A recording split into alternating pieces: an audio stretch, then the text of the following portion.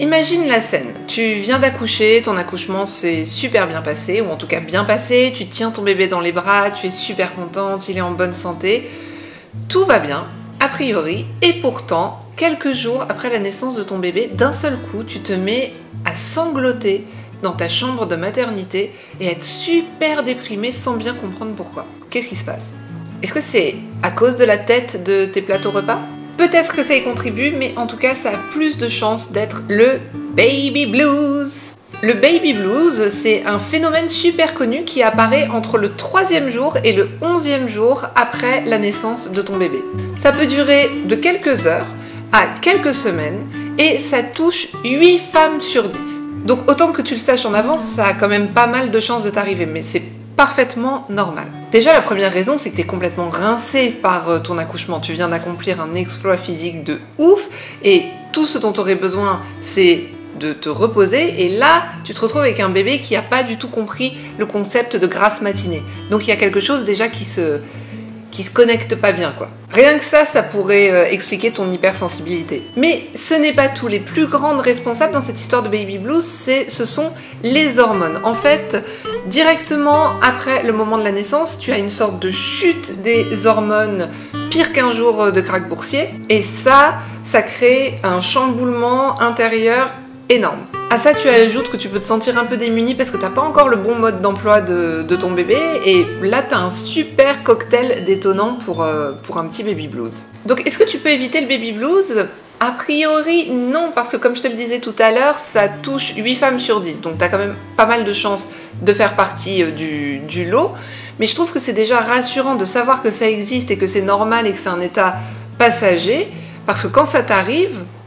Moi, le 3e jour, quand je me suis mise à pleurer toutes les larmes de mon corps sans savoir pourquoi, comme une amie m'avait déjà prévenu que ça existait, je me suis dit, c'est lourd, mais c'est ok. En revanche, ce que tu peux faire, c'est que tu peux prendre des mesures pour éviter que cette baisse de morale passagère s'installe. La première chose que tu peux faire, c'est laisser aller. Ok, tu pleures, tu sais pas pourquoi, ça te paraît bizarre, ben pleure quand même. Paradoxalement, plus tu essayes de réprimer cet état, plus il devient difficile à contrôler.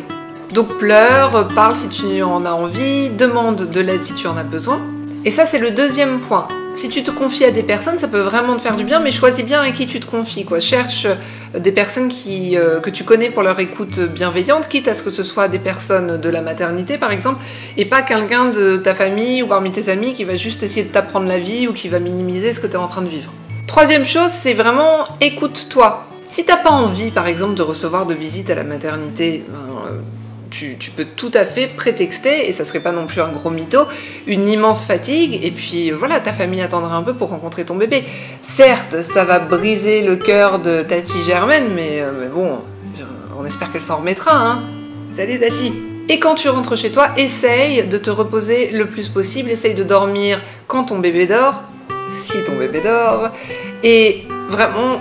ne donne pas la priorité à des trucs comme le ménage, les courses et des choses comme ça, quoi. Essaye, si c'est possible, si tu as des personnes autour de toi qui peuvent t'aider, de leur confier ces tâches ménagères, puisque tu as vraiment besoin de pouvoir te reposer, te concentrer sur ton bébé. Et grâce à ça, tu vas pouvoir retrouver un peu en détente. Si après 2 semaines, malgré tout, tu te sens toujours au fond du seau, voire de plus en plus au fond du seau, à ce moment-là, c'est peut-être que tu es en train de passer dans un autre état qui serait plus un état dépressif, de dépression postpartum. Donc là, c'est super important que tu ailles consulter ton médecin ou une sage-femme pour lui en parler, pour qu'il puisse savoir comment, pour qu'il puisse t'orienter, pour qu'il puisse t'aider à traverser cette période et à remonter la pente. En tout cas, si toi qui es en train de regarder cette vidéo, tu es en train de déprimer, sache que je pense fort à toi, que tu n'es pas seul et que je t'embrasse.